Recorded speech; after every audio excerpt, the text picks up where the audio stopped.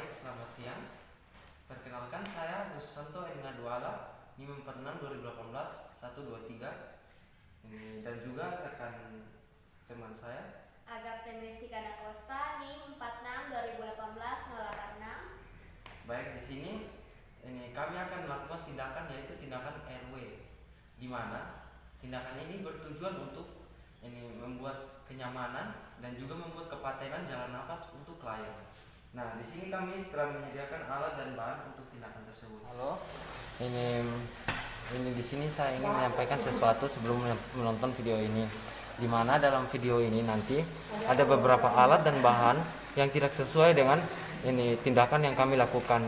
Karena kenapa bisa begitu? Dikarenakan ini alat dan bahan yang kami butuhkan itu bukan tidak ada, tetapi tidak mencukupi. Dikarenakan kami prakteknya itu bersama teman-teman yang lain dan juga kelompok-kelompok yang lain. Jadi kesediaan alat itu kurang dan juga tidak mencukupi. Jadi kami menggunakan alat dan bahan yang seadanya. Ya. Mohon maaf atas kesalahan ini. Mohon dimaklumi. Terima kasih.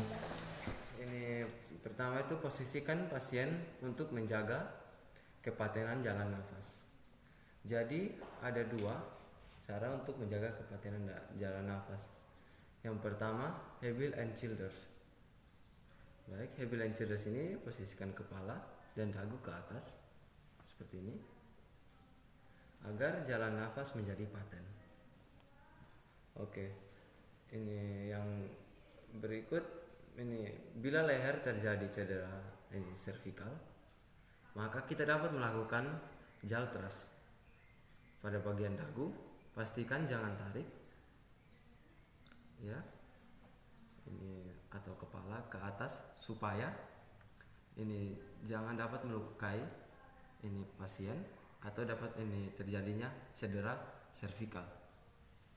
Ya, baik, yang berikut kita dapat melihat saluran jalan nafas.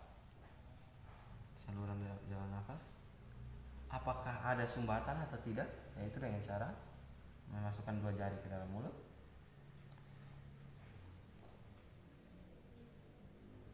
Kita dapat kita lihat ada sumbatan atau tidak. Nah, setelah itu keluarkan. Yang tindakan selanjutnya itu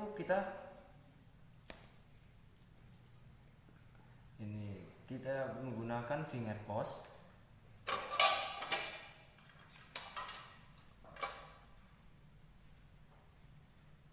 Finger pose, di mana finger pose tersebut dimasukkan ke dalam mulut.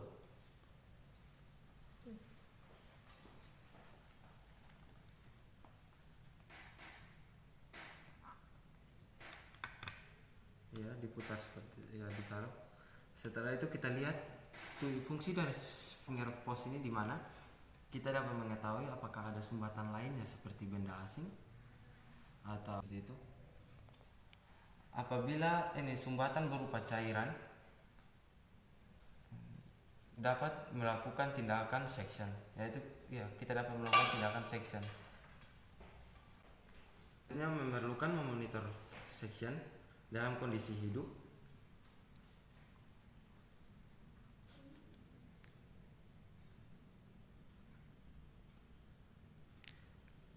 Section diisi dengan setelah itu dikeluarkan, lalu section diisi dengan Aquades.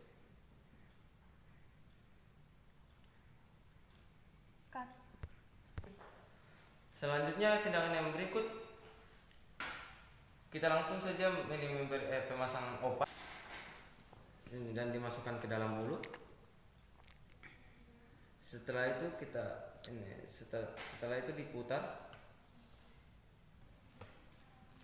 Setelah sudah diputar seperti ini, yang berikutnya langsung kita pemasangan max oksigen.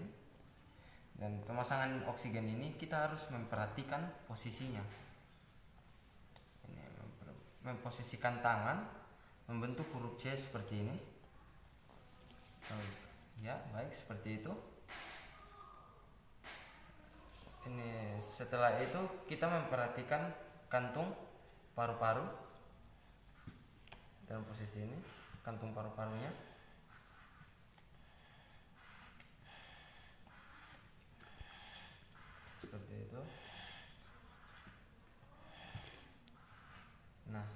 Setelah selesai, setelah itu kita dapat mengecek saturasi oksigen dengan menggunakan alat oximetri seperti itu yang dipasangkan ke jari pasien. Ini normalnya saturasi, bila terjadi saturasi oksigen di mana ini oksigennya hanya 85 saat diraba nadi itu akan melambat. Kita dapat melakukan tindakan yaitu basi, di mana ini tindakannya akan kita lakukan setelah berikut. Hal pertama yang kita lakukan yaitu menarik alat OPA.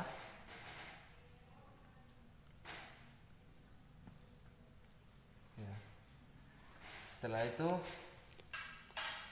kita dalam tindakan tadi kita dapat menggunakan alat-alat sebagai berikut. Ini setelah itu alat glorimaskop.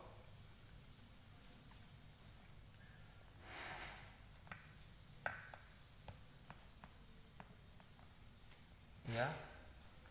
Ini setelah itu kita langsung memasukkan selang ETT di samping seperti ini.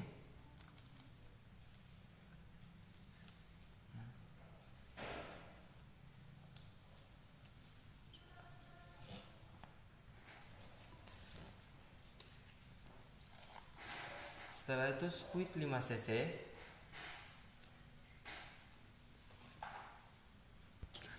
Berikutnya tindakan insubasi, di mana masukkan alat dari lidah setelah memasukkan selang ETT seperti ini. Dan ini mengikuti jalan nafas. Setelah itu yang ini mengambil udara dari selang dengan menggunakan spuit 5 cc. Diulangi selama 2 kali. Setelah itu kita berikan ini oksigen.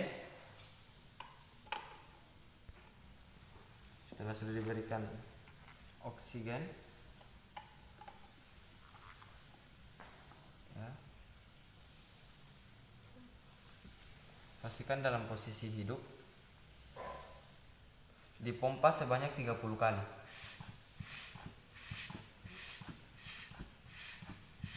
Nah, setelah dipompa sudah ini sebanyak 30 kali, selanjutnya ini kita fiksasi. Sebelum itu kita membuka sarung tangan.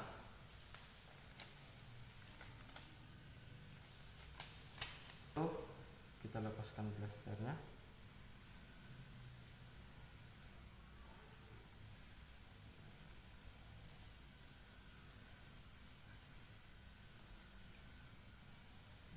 Kita rapatkan seperti ini, kita silang, ini kita putar-putar, lalu kita tempel, lekatkan seperti ini.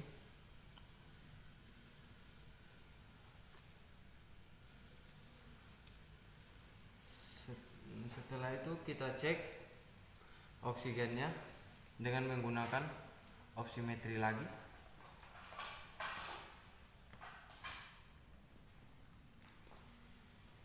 Yang ditempelkan ke jari pasien.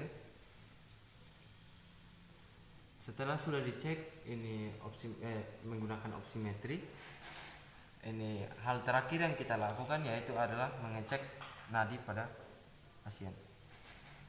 Ya, seperti itu. Baik, sekian dari tindakan kami. Terima kasih. Selamat siang, perkenalkan nama saya Agus Susanto Enladwala, 546-2018-123. Baik, di sini saya akan melakukan tindakan breathing, di mana tindakan ini hanya ada pada pasien yang berkegawatan daruratan yang berkaitan dengan gangguan pola nafas. Nah, di tindakan ini saya akan menggunakan beberapa alat-alat tersebut, yang nanti di mana alat-alat ini saya bisa jelaskan ke dalam tindakan tersebut. Nah, Setelah tindakan yang saya lakukan,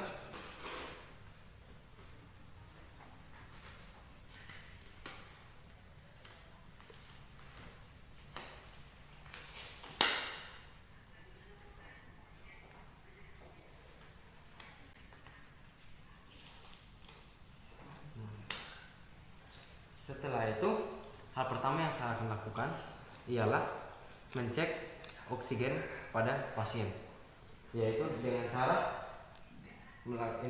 menggunakan alat oximetri yang ditempelkan pada jari.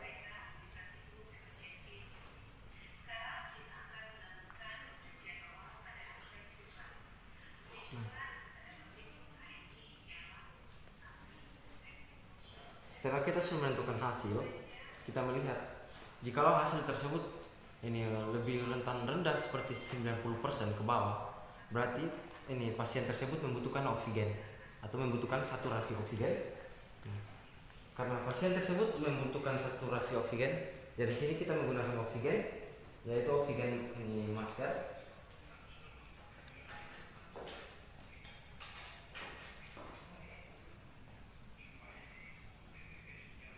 Menyalakan oksigen dan mengecek terlebih dahulu. Setelah itu kita pasang kepada 3. Oke, setelah itu kita pasang masker oksigen. Tunggu beberapa saat.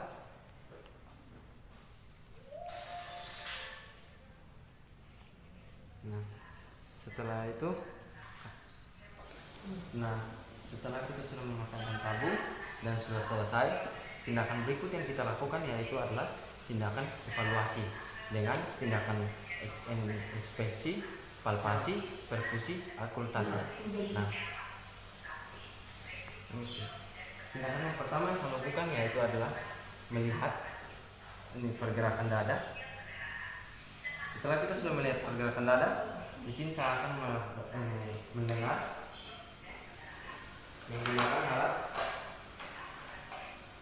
menggunakan alat stetoskop.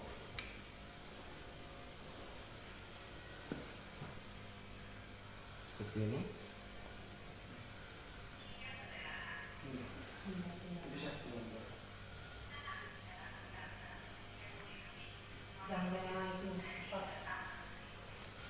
Setelah sudah mendengar menggunakan stetoskop, nantinya saya akan mengecek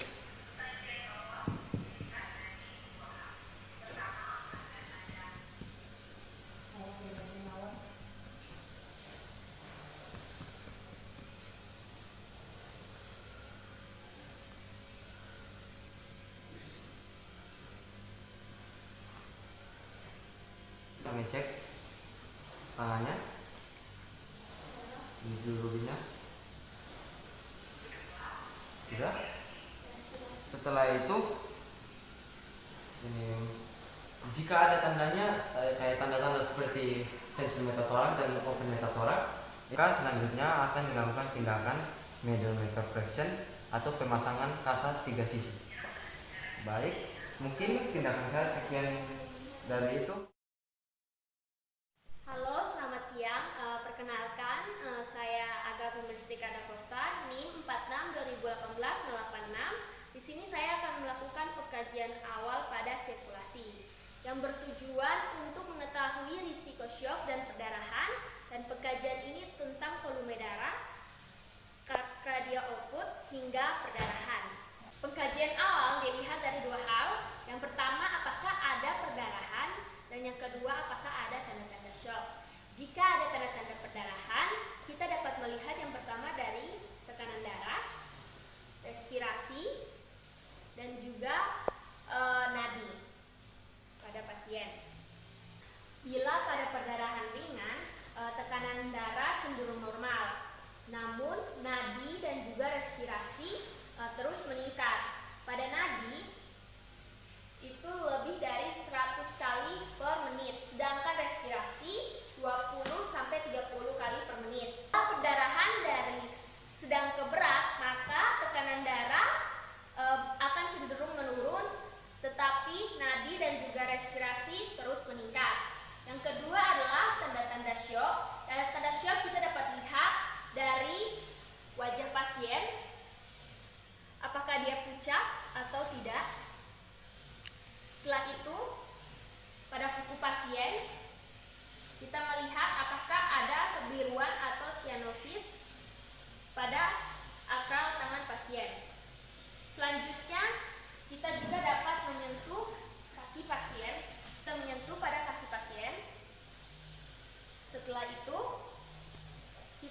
cek nadi pada pasien. Biasanya nadi cenderung lemah dan lambat. Kita cek pertama pada nadi radialis. Ya. Radialis, bila lemah dan tidak terasa, maka kita akan cek nadi pada yang ada di leher. Nadi yang ada di leher. Selanjutnya pada pasien yang resiko shock, kita cek apakah ada perdarahan yang aktif atau tidak, dan juga kita dapat melihat pada kaki pasien. Bila ada perdarahan, maka kita akan melakukan 3T. Yang pertama yaitu tutup, kemudian tekan, dan tinggikan. Fungsinya yaitu untuk mencegah perdarahan. Selanjutnya, pada pasien yang masalah sirkulasi, biasanya cairannya akan mengalami kekurangan. Maka kita akan memasang infus yang dipasang dengan infus IV dual light dengan jarum yang besar dan dinyalakan 2 jalur dan diguyur dengan menggunakan cairan kristaloid 37-40 derajat Celcius. Fungsinya untuk mempertahankan cairan tubuh. Bila itu kurang, maka kita akan melakukan transfusi darah.